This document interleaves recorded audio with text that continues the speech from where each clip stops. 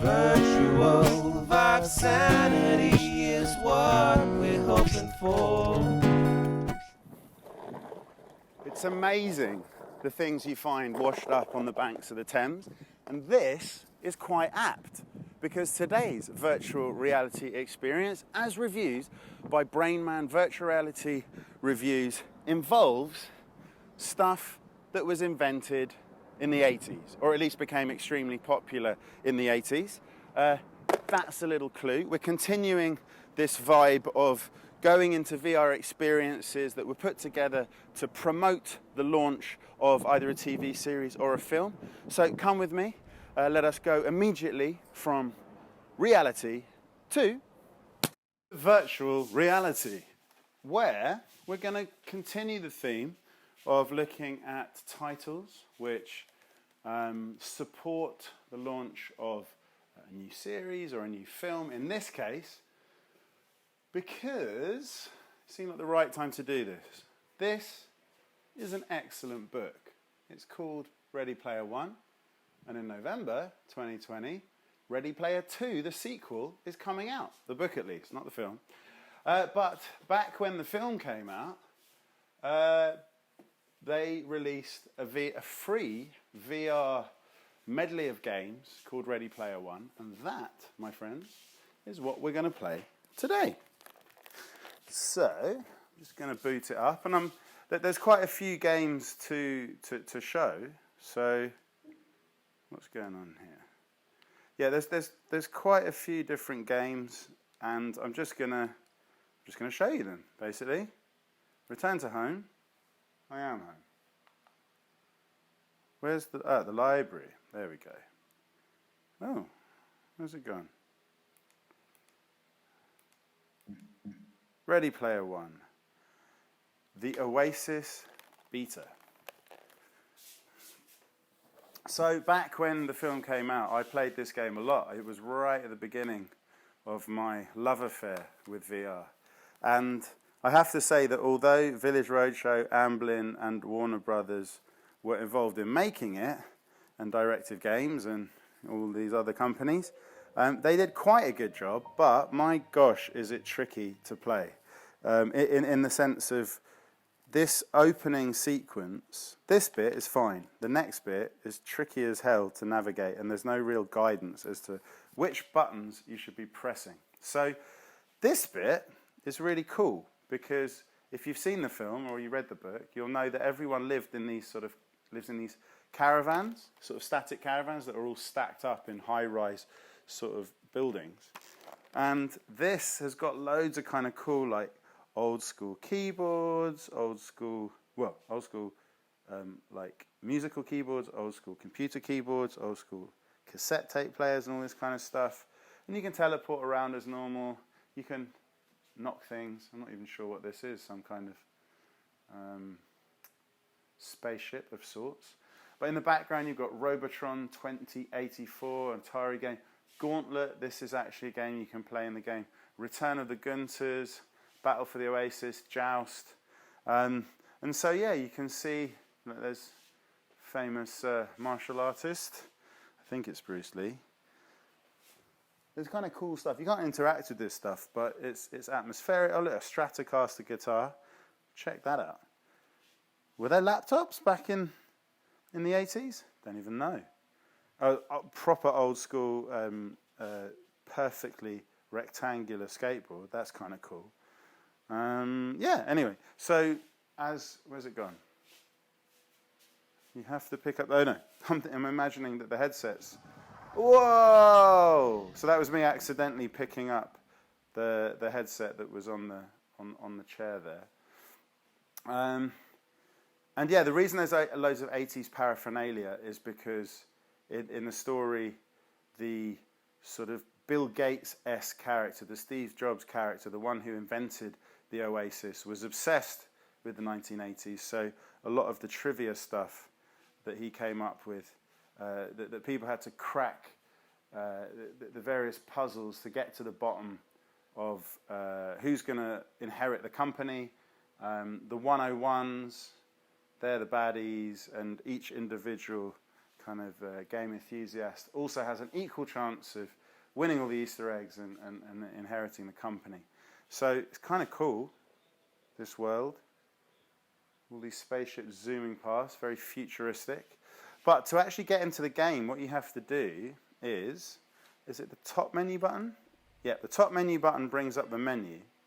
And you can look at the avatar, the leaderboard, the social, but it's this map that you have to pull the trigger to pull the map, and then you get this thing. And so if you do the menu button, the trigger again, nothing happens. It's the grip buttons. You reach into this Rubik's Cube-esque thing, and you pull it apart, and then you grab this one and select it with, once your hand's overlapping with it, you hit the trigger button, and then you bring up this constellation, and this is how you choose the games. So again, to turn it round, you use the grip button, and then when you release it, it stops moving. So there's this game, Rise of the Gunters, there's a game, Battle for the Oasis, there's a game, Fracture, there's a game, Planet Gauntlet, and there's this game, Smash. So let's just go into Smash. And once you overlap with it, you can hit the trigger button, and I'm going to give you a taste of each of these things. So to get into each game, you teleport close to it, and then you simply step through, and then you end up teleporting into the game. Now most of the games have absolutely nothing to do with the story. Ready Player One, that's where you kind of leave it behind, but that's all right, that doesn't matter. And some of the games are really good, some of the games are not so good. So this one's made by Two Bears Studio, and I haven't played this one for a long, long time. Pretty cool music. So I think this game is sort of like squash. Is it like squash? You're at the end of the tunnel, and then this. Okay, so let's play level 1. Don't be discouraged if you lose. Victories are better if they are earned. So you get into the game, and you've got these weird paddles, and you have to like hit the ball back and try and smash those. Oh, that's the opposition. You're trying to get it past that other player. That cube is another player. And then you score a point when you hit that sort of vortex behind. I've got one behind me, and if I manage to somehow miss it, then the other person scores a point. So player 1-1, enemy 1. Bang! And so you're sort of trying to hit it off of all the walls and the floor and the ceiling so that you can get it past. So to begin with, it's nice and easy and predictable. You can put top spin on it to make it go faster. And yeah, this is the Smash game. It's quite good fun. It does get more challenging than this. I've got 48 seconds.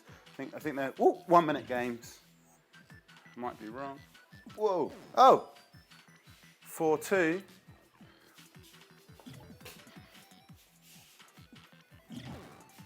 Oh no!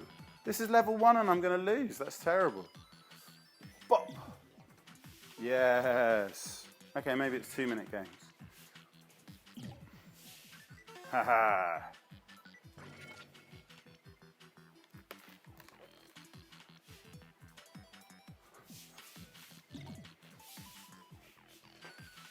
Whoa.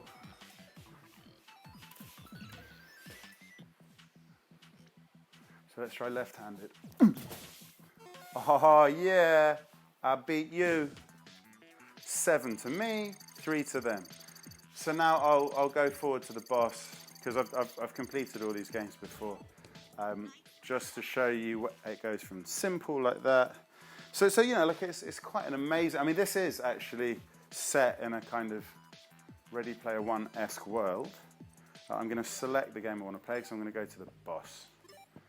So I can't quite remember what this entails, but I kind of like these paddles. The force field comes up. Whoa. 3, 2, 1.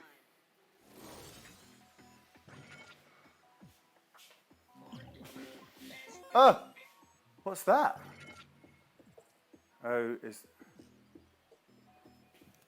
Oh no. So I think when it hits those, it multiplies. Oh, okay. They're just obstacles. I thought the ball might triple up or quadruple up. Ooh.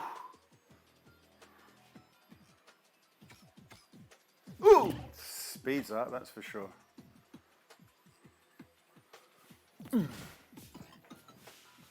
Oh, what? What? Okay, that's the multi-ball. Less thinking, more doing.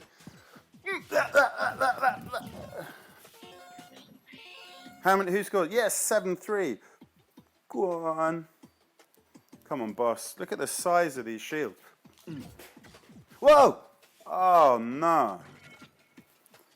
So they're big shields, but I'm still managing to miss.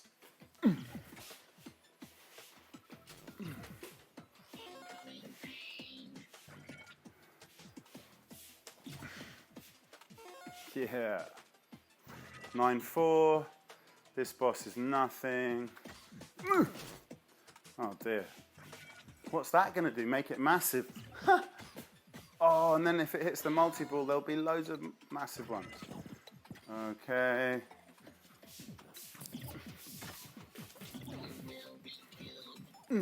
This is really... Ah!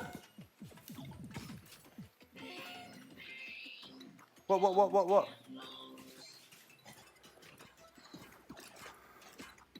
Uh-oh, he's not happy.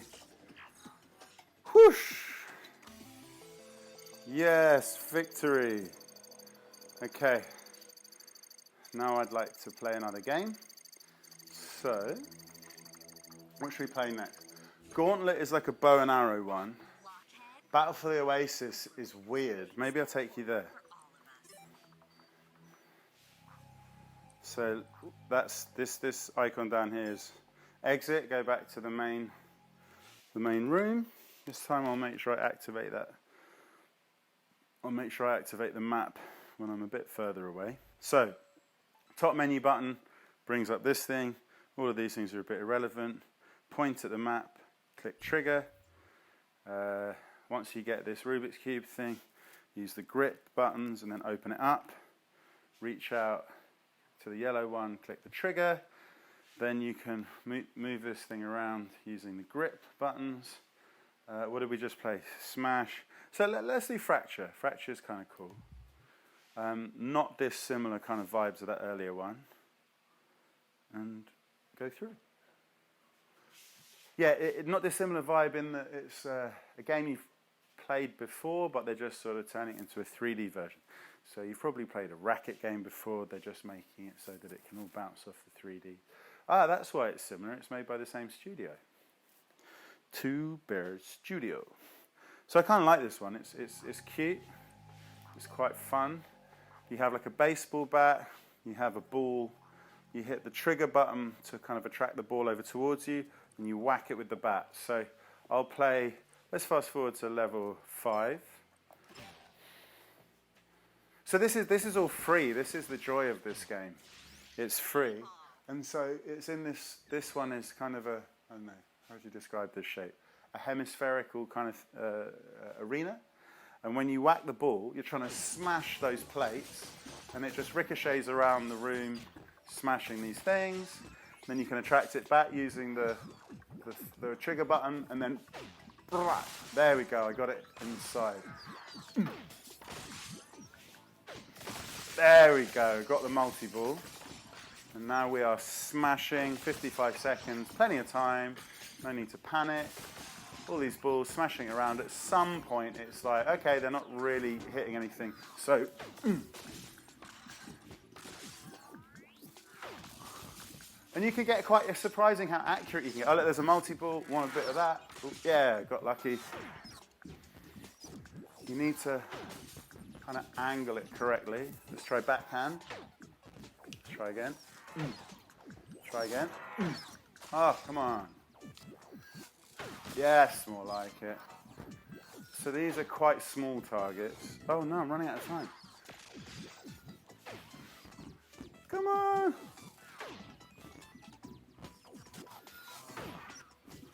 No, running out of time.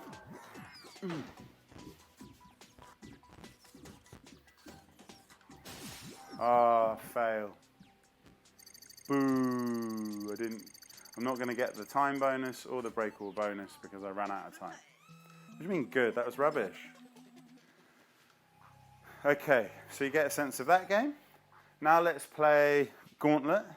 That's kind of a bow and arrow game where you're shooting scary skeleton folk. So, upper menu button to bring this thing, point at the map, click trigger once it illuminates, grab the thing, open it up with your grip buttons, reach out, hit the trigger button on the yellow, rotate using the grip, and then release once the one you want is close to you, reach out and hit the trigger. So when I played this was my first ever bow and arrow game, and just didn't realize how amazingly good bow and arrow games could be in virtual reality until I played this one. I've since played several. The Lab has one. That's, I would say, not quite as good as this.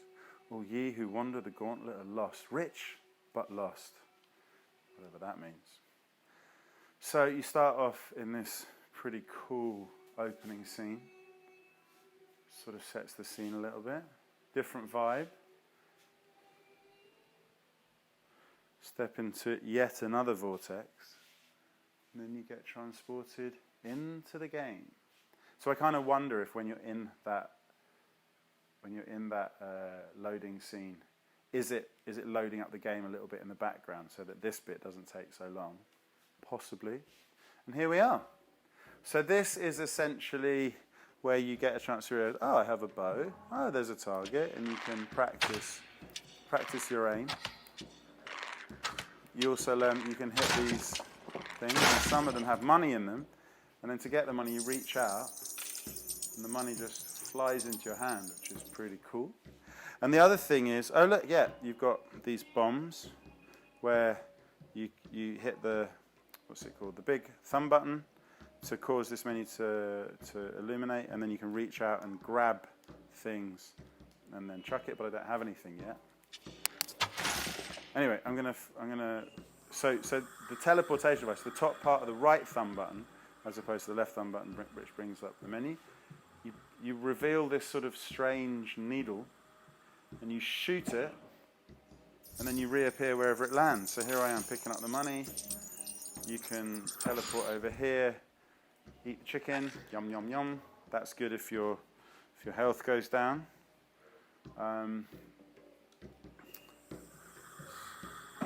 So it's quite cool that you have to aim it and you don't quite know.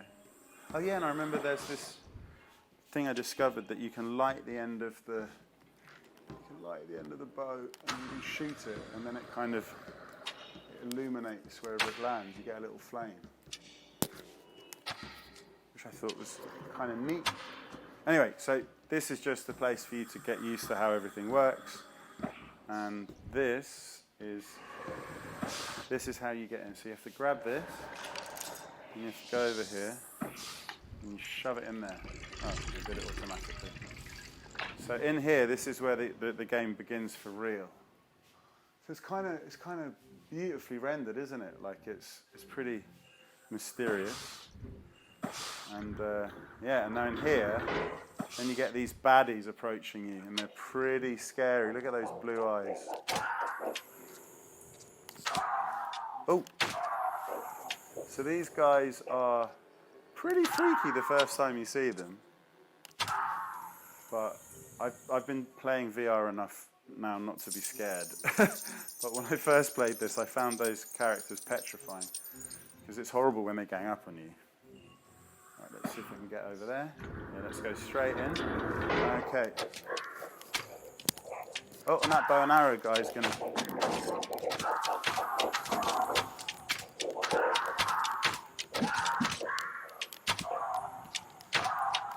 There you go, you see he's shooting me, naughty bow and arrow man.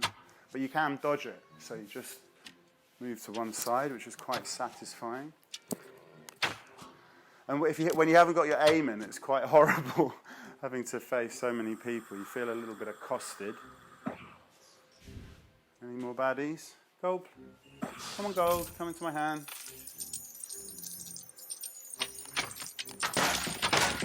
There's always more gold.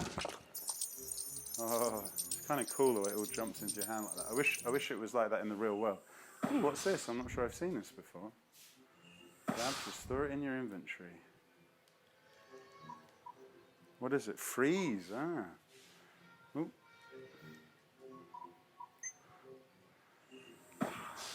So, any other baddies? No other baddies in here. Let's see. Go through this door here. Who have we got? Oh, there's a nasty. There they are. Horrible people.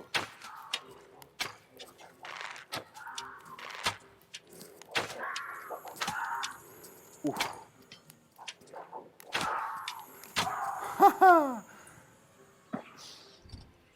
Any other baddies? You hear the door close behind you, which is slightly unsettling. Oh, someone's shooting me. Ooh, more arrows. Good. Oh, someone's shooting me from the other side of the big bonfire full of cadavers.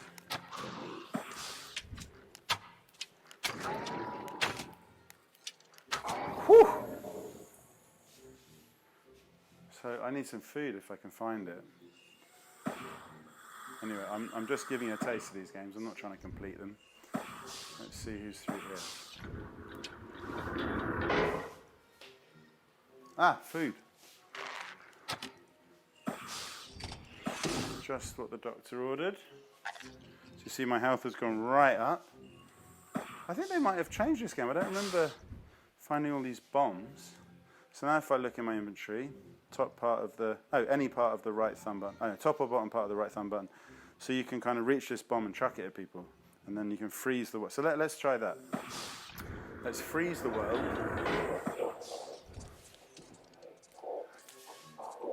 And then let's get a bomb.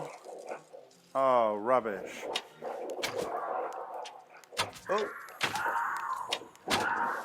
Ah. Okay, I'm going to have to take you out first because you are a nasty man. Ah!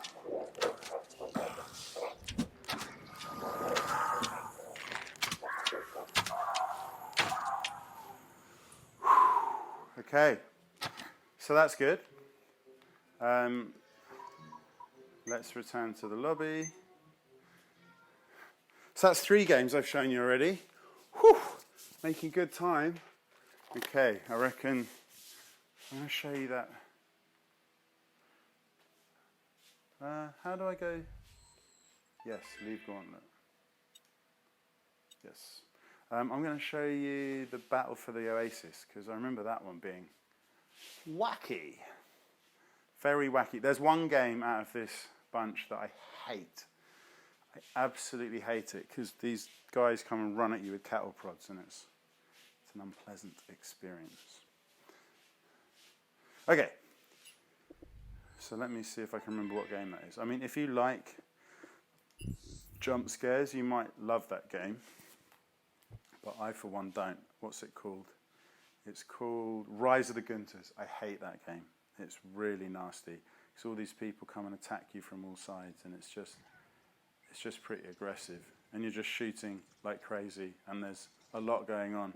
If you think you're assailed in that one. But Battle for the Oasis is a bit more comedy. It's still hectic, but there's some weird 80s video game iconography, which is quite funny. I think there's like Pac-Man ghosts come and attack you at one point. It's pretty trippy. I think you're going to like it. But yeah, you know, for a free game, it's brilliant. It's a bit of a sort of strange combination of games. Steel Wool Studios. Steel Wool are great.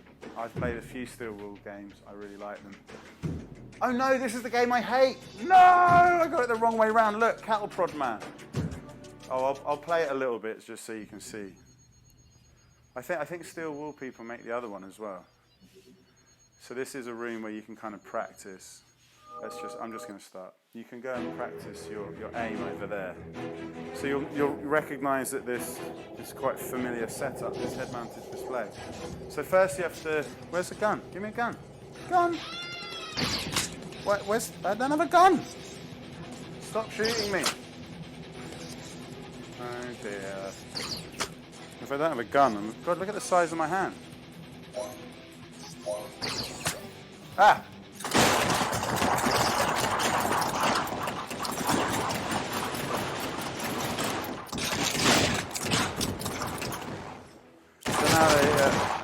wave one was Incoming wave. just one flying 3, 2, drone and one man.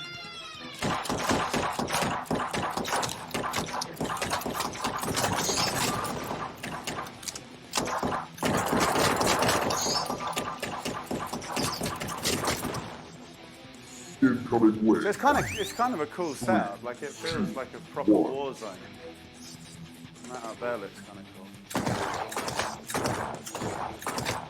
Really feel like that would do anything. Headshot.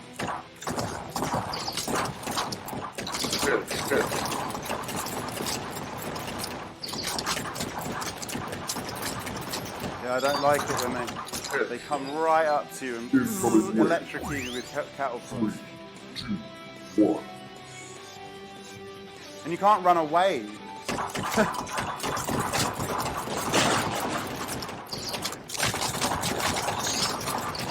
There's a lot of people to deal with.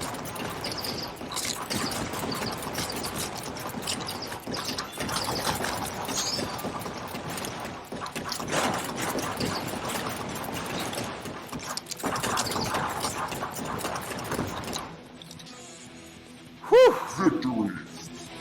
Anyway, I'm sure you get the idea with that.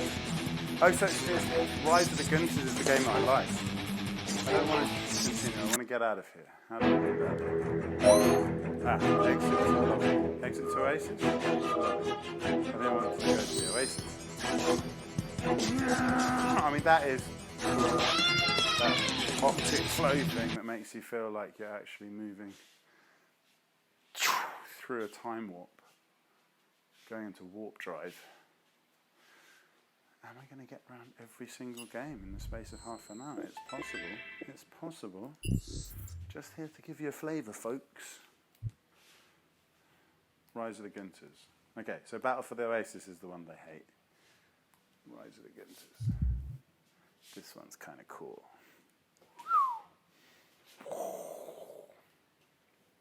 Okie dokie. What do we got? Oasis Win64 shipping. Yeah, it's funny how when you have something like that, you can't see it. When you make stuff in VR, it usually only has one side to it, unless you specifically choose a double-sided text jar. Okay.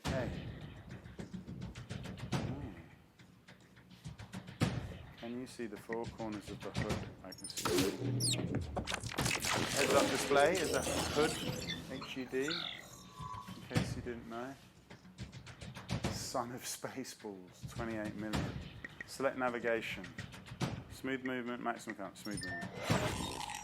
Confirm selection. Yeah, I don't get motion sick. So I should be fine. Okay, pick a gun, any gun. I'll go for my right hand, that one, my left hand, that one. Whoa, look at that. Ooh, cherries boost your score, burgers boost your health and armor, soda activates your super attack. What? Okay. Oh. Rise of the Gunters. Okay, let's shoot some stuff. Like regular viewers will know, I'm not a massive fan of shoot 'em up kind of games, but as this one's free, I thought I'd make an exception. What's going on? What am I missing here? I'm in darkness.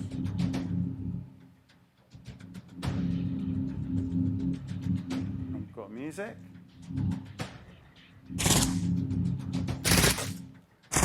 I can't see any guns. What the? What's going on? Maybe this is trying to tell me something. Oh.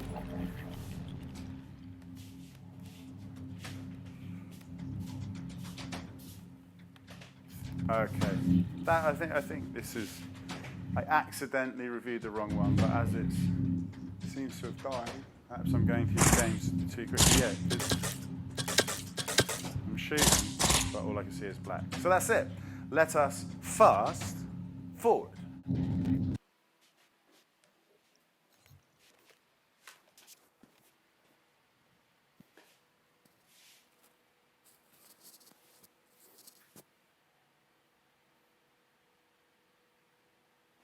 Okay, let's go from virtual reality to reality.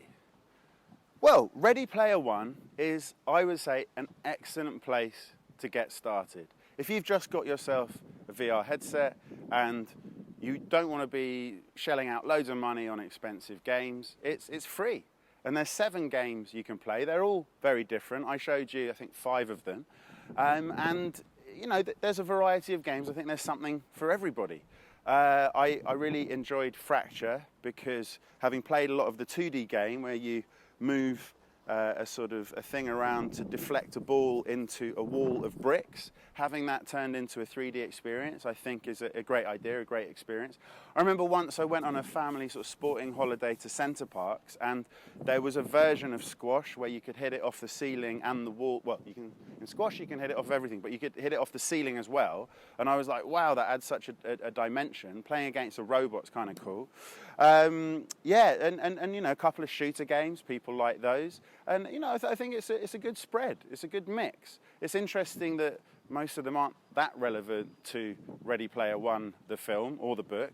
But I thought it would be a good time to review this particular game because, quite frankly, November 2020, Ready Player 2, the book, comes out.